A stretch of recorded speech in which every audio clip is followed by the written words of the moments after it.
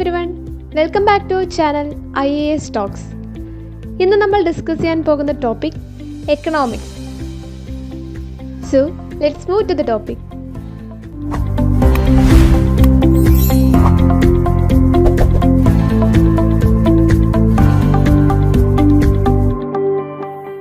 Economics. What do you mean by economics? നമുക്കറിയാം, മനുഷ്യൻ ചെയ്യുന്ന എല്ലാ പ്രവൃത്തികളെയും ഹ്യൂമാനിറ്റീസ് എന്ന് പറയുന്നു.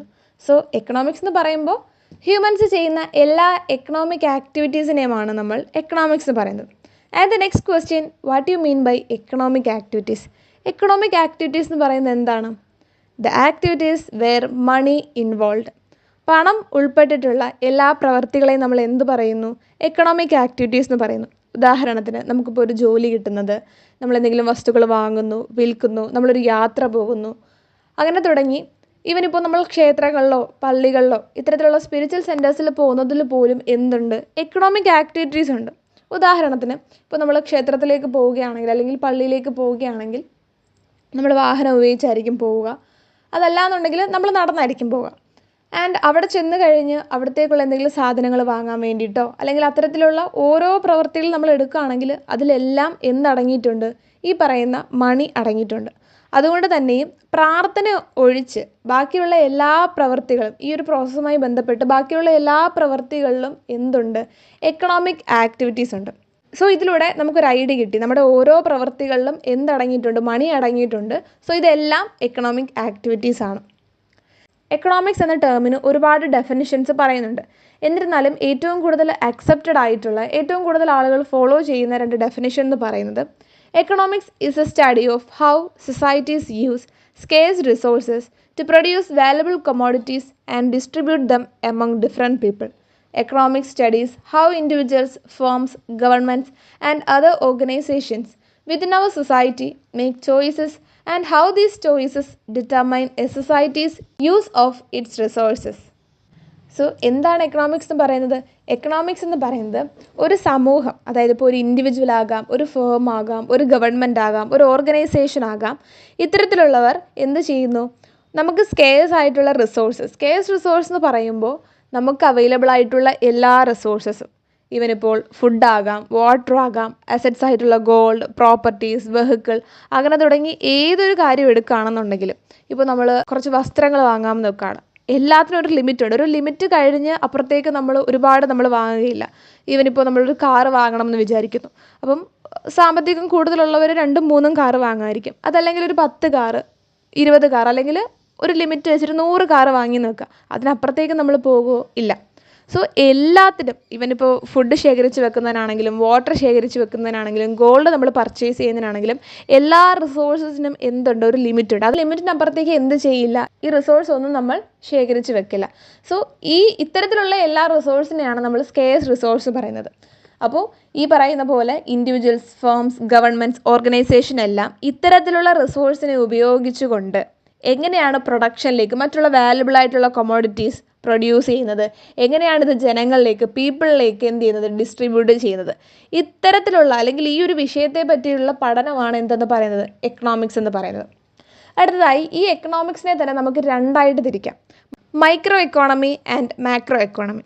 സോ മൈക്രോ എക്കോണമി എന്ന് പറയുമ്പം from the word itself micro, micro means small, ഗ്രീക്കിൽ സ്മോൾ എന്നാണ് അതിൻ്റെ അർത്ഥം.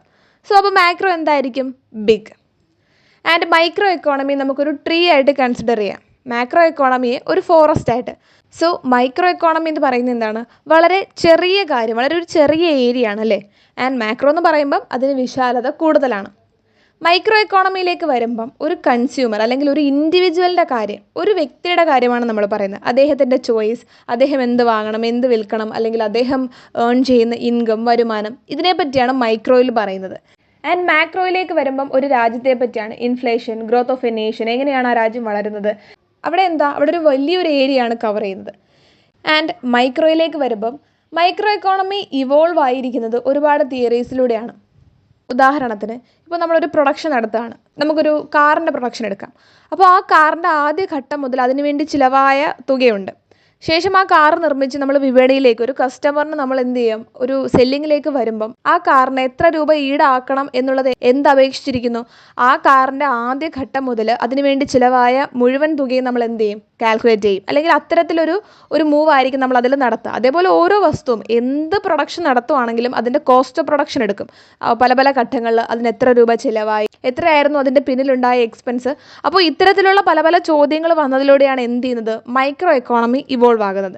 ഇനി മാക്രോ എക്കോണമി ഇവോൾവ് ആയത് ഈ മൈക്രോ എക്കോണമിക്ക് പരിഹരിക്കാൻ പറ്റാത്ത അല്ലെങ്കിൽ എക്സ്പ്ലെയിൻ ചെയ്യാൻ പറ്റാത്ത ആൻസറബിൾ അല്ലാത്ത സാഹചര്യങ്ങളിലാണ് എന്ത് ചെയ്യുന്നത്, മാക്രോ എക്കോണമി ഫോം ചെയ്യുന്നത്. ആൻഡ് മാക്രോ എക്കോണമി ഫോം ചെയ്ത് അല്ലെങ്കിൽ ഇത്തരത്തിലൊരു ഐഡിയ കൊണ്ടുവന്നത് ജോൺ മൈനാർഡ് കെയ്ൻസ് ആണ്. അതുകൊണ്ട് തന്നെയും അദ്ദേഹത്തെ ഫാദർ ഓഫ് മാക്രോ എക്കോണമി എന്നറിയപ്പെടുന്നു. ആൻഡ് ഈ മൈക്രോ എക്കോണമിക്ക് കോമ്പീറ്റിംഗ് സ്കൂൾസ് ഒന്നുമില്ല. അതായത് ഇത് വളരെ ഒരു ചെറിയ ഏരിയ ആണ്. അതുകൊണ്ട് തന്നെ ഇതിനെപ്പറ്റി തർക്കങ്ങളോ ഡിവിഷൻസോ ഒന്നും വലുതായിട്ട് പറയുന്നില്ല. പക്ഷേ മാക്രോ എക്കോണമിയിലേക്ക് വരുമ്പോൾ നമ്മൾ പറഞ്ഞു ഓൾറെഡി ഇത് വാസ്റ്റ് ഏരിയ ആണ്. ആൻഡ് ഓൾസോ ഇതുമായി ബന്ധപ്പെട്ട് ഒരുപാട് കോമ്പീറ്റിംഗ് സ്കൂൾസ് ഉണ്ട്. New Keynesian school, new classical school, അങ്ങനെ പല പല ഡിവിഷൻസ് മാക്രോ എക്കോണമിയിലുണ്ട്. ആൻഡ് മൈക്രോ എക്കോണമിയും മാക്രോ എക്കോണമിയും തമ്മിൽ കമ്പയർ ചെയ്യുമ്പോൾ ഇത് രണ്ടും എന്താണ്, ഇൻ്റർ ഡിപ്പെൻഡൻ്റ് ആണ്. പരസ്പരം ഒന്നിനെ ആശ്രയിച്ച് നിൽക്കുന്ന ഒന്നാണ്.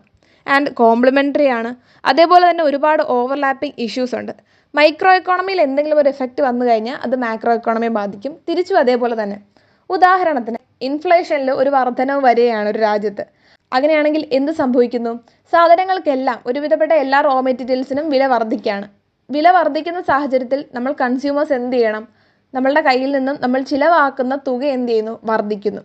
അപ്പോൾ ഒരു രാജ്യത്ത് ഇൻഫ്ലേഷൻ ഉണ്ടായത് മാക്രോ എഫക്റ്റും ആ ഒരു എഫക്റ്റ് മൂലം ഒരു കൺസ്യൂമർ അധികമായി പണം ചിലവാക്കുന്ന സാഹചര്യം എന്താണ്, മൈക്രോ എഫക്റ്റുമാണ്. സോ രണ്ടും തമ്മിൽ ഓവർലാപ്പിംഗ് ഇഷ്യൂസ് ഉണ്ടാവാറുണ്ട്. ആൻഡ് ഒരു 1980s ഒക്കെ കഴിയുമ്പോഴേക്കും ഈ മാക്രോ എക്കോണമിയുടെ ഡിവിഷൻസ് എന്ത് ചെയ്യുന്നു, കുറഞ്ഞു വരുന്നതായിട്ട് കാണുന്നുണ്ട്. കാരണം അതിനെ പറ്റിയിട്ട് പിന്നീട് ഒരുപാട് പഠനങ്ങളും കാര്യങ്ങളും ഒക്കെ വന്നു. നേരത്തെ പോലെ അത്രയും കോംപ്ലിക്കേറ്റഡ് ആയിട്ടുള്ള ഡിവിഷൻസോ കാര്യങ്ങളോ ഒന്നും ഇല്ലാതാകുന്നത് പിന്നീട് നമുക്ക് കാണാൻ സാധിക്കും. സോ ഇത്രയും കാര്യങ്ങളാണ് മൈക്രോ എക്കോണമിയും മാക്രോ എക്കോണമിയെ പറ്റി പറയാനുള്ളത്. അപ്പോൾ നമുക്ക് പോയിന്റ്സ് ഒന്ന് റീകളക്ട് ചെയ്യാം. സോ എക്കണോമിക്സ് എന്ന് പറയുന്നത് എക്കണോമിക് ആക്ടിവിറ്റീസ് ഓഫ് ഹ്യൂമൻ ബീങ്സിനെയാണ് എക്കണോമിക്സ് എന്ന് പറയുന്നത്.